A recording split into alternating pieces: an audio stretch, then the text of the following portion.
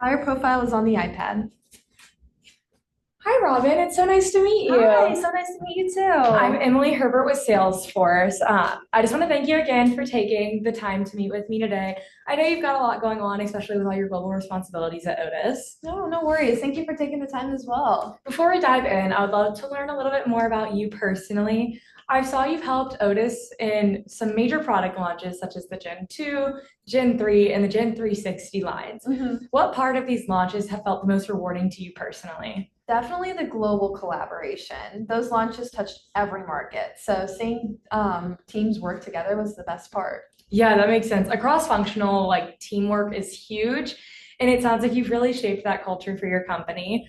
I've also seen you've been managing both the marketing and the sales side, which is a massive role. Congrats to you. Thank you. What has been the most exciting part bringing these two teams together under one umbrella? I love seeing how our messaging and customer engagement evolve when both teams align better. Yeah, that alignment piece is such an important thing in a team, and especially with the restructuring that you're navigating right now. hmm And Otis has obviously been expanding a lot recently. With that growth, I can obviously imagine your teams have changed. So, how do they operate in a day to day? Yeah, I would say there's definitely a lot more complexity now, and we're trying to streamline processes across regions. Okay, awesome. Thanks for sharing that. It just helps me get a read of how you and your team function and how you support your team on a day to day basis. Yeah, So, we do only have about 15 minutes. So, to respect your time, I would love to just dive right on in and get into things. yeah. Awesome. So, just so I'm supporting you, would it be helpful if after this meeting, if I sent you a short demo video on how Salesforce is something streamlines global sales and marketing workflows? Yeah, take a look at that. Perfect. I'll make sure I get that to you right after this meeting. So let's get started and dive right on into things. How well do sales and marketing currently share customer information with each other? Honestly, it could be better. I think we lose opportunities because information doesn't flow between the teams consistently. Yeah. Uh, what do you think causes these gaps the most often? I would say like different systems, different workflows, and just people entering information differently. Yeah, I can see that. That's incredibly helpful. Thank you. I just wanted to understand the bigger picture around your processes. Mhm. So, how would you describe your current team productivity and both across sales and marketing? Yeah, I would say we're trying to improve it this year, especially with the reconstructing, but manual work kind of just slows people down. Yeah, I totally get that. What type of manual work is you saying, are you thinking like takes up most of your employees' time and your time? Yeah, I would say just like data entry, reporting, and keeping systems updated. Yeah, that's good insight. It gives me more of a sense of where inefficiencies may be coming from and throughout your teams. Mhm. As you think about the future, what does success look like for CRM and adoption at Otis? Yeah, when I think about the future, I want widespread adoption. So, ideally, a large chunk of our sales and marketing teams using it, but we haven't really locked in a final number yet. Okay. And what would make widespread adoption easier for your teams during this reconstructing? I would say like ease of training, something intuitive, and just strong support during the transition. That makes total sense. Restructuring with support can without support can definitely be chaotic. So hmm having that support definitely makes you feel better. Yeah. And then when you evaluate CRM platforms, what is the most important thing that like important things you're looking for? So I would say like back to the ease of transition, but also the visibility into customer touch points and just something that can actually improve productivity with proof. Okay. And which of these do you see as the highest priority at the moment? I'd say improving productivity is huge for us. Okay, awesome. So that gives me clear direction on how I can support you in these.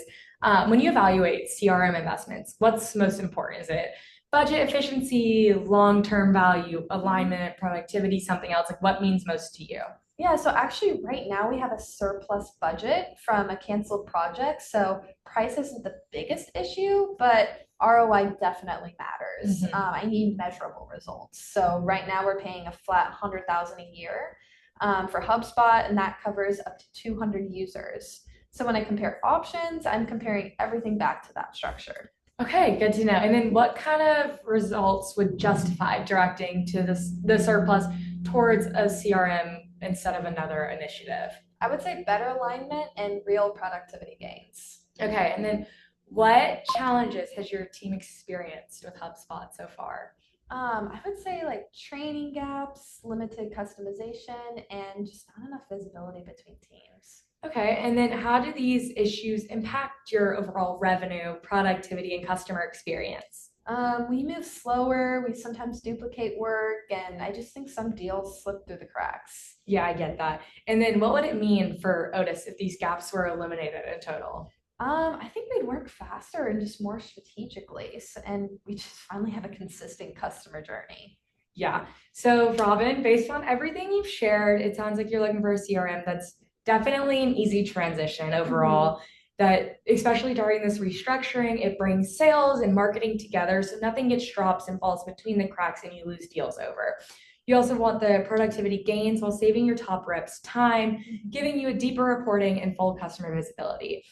You definitely want a high ROI. You want to make sure you're getting the best out of your investment, and you want something that scales around 200 users by 2026, correct? Okay, awesome. So I'm going to move into a little bit of our value props and how Salesforce can fit you and your company's needs. Great. So for one, we have the Salesforce Starter and easy onboarding.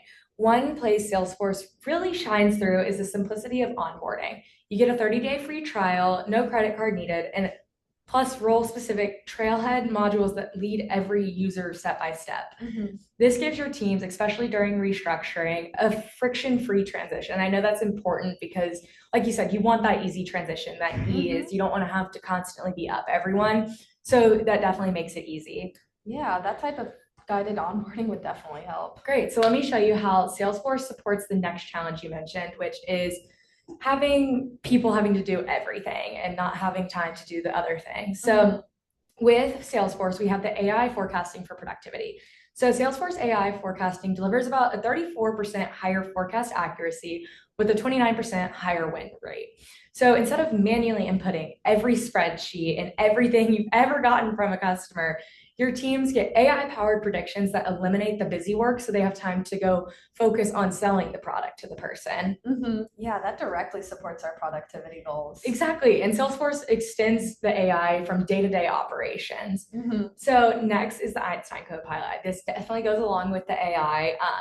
Einstein Copilot acts like a conversational coworker built into every Salesforce app, and reps can easily access this to summarize deals, generate emails, update opportunities, and surface insights all automatically. Yeah, that would help our slower adopting users for sure. Absolutely. That's like one of our biggest things is because there are so many people who struggle to adapt to these things, and it is a very big selling point. And then with Salesforce Mobile, so obviously you have salespeople, you're on top of them. So with this, one of the biggest things is they want to be out in their field selling. And it's kind of hard to come back to an office or back to a computer to be able to input all these things. So with that, we have the mobile CRM. So Salesforce Mobile reps can update deals, access dashboards, and log interactions while traveling, while on the road, while they're at a stoplight even. So this keeps your international teams aligned with real-time information, regardless of region. So it really is a no-lose. It's like a win-win every time. You're not going to lose. Yeah, our international markets would get a lot of value from that. Yeah, totally. And the training is simplified too for them. It's not just for your in-house people. And then we have the Trailhead training and upskill. So Trailhead makes training easy with gamified role-based learning paths. Like I said, some people struggle to adapt things like in the beginning. So having a role-based learning path is very helpful. You're not having to learn how to work the whole database. You're learning how to work exactly what you need and what you need to do. So this means high performers who love HubSpot can still adapt to Salesforce without feeling frustrated at the end. Yeah.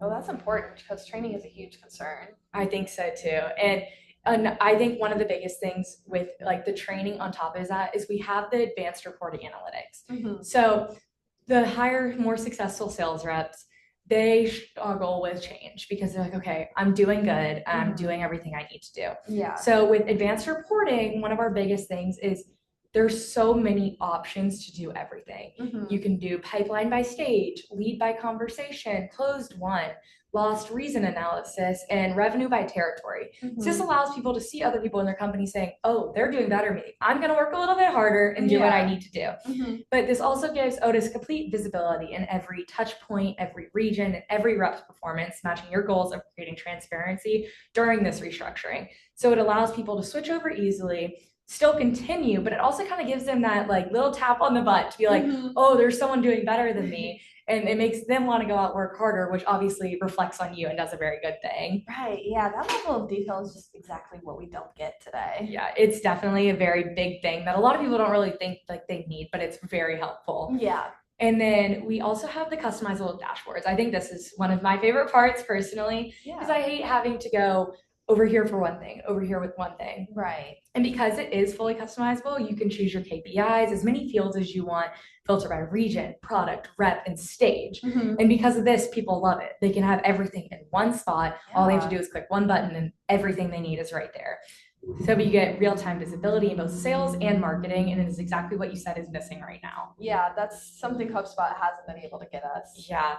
And then next we have Agent Force AI agents. So Agent Force automates tier 1 tasks, frequently asked questions, follow-ups, order status, scheduling, password resets, with 85% autonomous case resolution. This frees your teams to focus on the high value work and directly supporting your productivity goals. So it's not only they're doing stuff for them, it's also helping you in the long run as they get to these things. Okay. Yeah, that's impressive. And then I think data becomes even more powerful with Salesforce, the Data Cloud for Unified Customer View. So Data Cloud unifies customer information from all of your systems without copying data. So zero copy technology reduces risk and ensures accuracy. You get a full-time, real-time, 360 customer view, essential for your global teams and product lines. That way, they're not just selling to a brick wall. They know what their customers are wanting and needing from the beginning. Yeah, we've needed that for a long time. It's a very big selling spot because it's like global companies like Otis need this strong compliance. Yeah. So again, going with the compliance, there's security, privacy. That's obviously something for a company as big as you. So Salesforce leads the industry in global compliance, HIPAA ready, all built into the Trust Center. So this protects Otis's international customer database and reduces legal risk on your side. Oh yeah, we take compliance extremely seriously, so that's good to hear. And then the last but not least, we have the territory and pipeline management. Salesforce automates territory assignments, global pipeline tracking, and lead routing. I think that's big for sales reps because you never want to be that person who crosses the line into someone's territory and then you get yelled at. It's just not worth it. Yeah. So being able to see your territory assignment and where you need to go to not jump over these other people is really helpful. Yeah, that would simplify a lot of our internal Yeah, challenges. It definitely ensures that fairness, efficiency, visibility across your worldwide territories, especially during this restructuring, because I know people can get a little confused as you're basically rebranding your company. Yeah. So before we wrap up, I wanted to see if you wanted to address any concerns on your mind. I know this is a lot to consider and it's a lot kind of thrown at you in the beginning. So I wanted to see if you had anything you're worried about. Yeah, I would just say even though we have the money, Salesforce is still a pretty big expense. So how do you evaluate ROI when comparing higher priced options to lower priced alternatives? Have you had other companies come in at a lower price? Is that why you're kind of worried about our price? Yeah, well, just for me, it really comes down to measurable improvements. So if the higher priced option actually saves us time and prevents the issues we're having now, then it's worth it. But I still just need to justify the spend. I completely understand. $50,000 is a meaningful difference up front. It's definitely not, oh, I can just go for it's hard to go for the more expensive options when you have the cheaper options. But I've seen stuff with companies your size, and especially during the restructuring, yeah, it is a cheaper system up front, but in the end, it actually ends up costing you more because it lacks the automation, alignment, and reporting depth that you've told me you need. So for example, Salesforce users experience around that 34% higher forecast accuracy that I mentioned earlier, that 25% higher win rates that I mentioned earlier, and reps save that 2 to 3 hours a day through the Einstein auto logging and automated workflows. And Mhm. they can go and do their bigger tasks instead of having to work on the small, tight knit details. And the agent Gotcha. force resolves around 85% of routine tasks. Your teams get back a massive amount of time. And when you multiply these across the 200 users that you want on this system, the ROI far outweighs that 50K extra that you would pay upfront. Okay. And also, I was just concerned because my high performing reps really like HubSpot, so they're just not going to be happy about switching. What tools tend to help your top reps like embrace new tools easily? I would just say they need to see that the new tool helps them work faster. So if it slows them down even a little bit, they will not adopt it. Yeah, that's totally understandable. I think that's something every person, no matter where they work, is going to struggle with because no one wants to try to learn something when it's just going to slow them down. But with Salesforce, yeah, it is going to slow them down maybe for a day. But because they are such high performers, they want to be on top of things and they're going to go after it and learn how to do it. And I feel like top reps typically end up loving the fact that we have the Einstein activity capture, Einstein Copilot, the agent force. These all handle the things that would take up time out of their day instead of it taking more time or less time. Right. So for them, it really ends up making them do less work than they think they would be doing by adopting a new system. Gotcha. So instead of feeling slowed down, top reps actually feel faster and more supported. So I'm glad we went over your concerns and worries, and I hope I've eased them for you. Is everything sounding good for you? Yeah, everything you said sounded great. Awesome. Would it be helpful if I put together an organized demo tailored to Otis's workflows so that way you can see how these AI and reporting features would affect your company and support your goals? Yeah, I'd like that. Perfect. Let's map out what comes next. So when is your sales leadership team available early next week for a deeper session? I would say probably around Tuesday next week. Awesome. I'll get that on my calendar. I'll send you a Google Calendar link. We'll get everyone set up and we'll meet then. But it was so great to talk to you. I just want to thank you again for your time and everything. I know you have a busy day, but it was so nice to meet you, and I hope you have a great rest of your day. Thank you so much. Where's the ball?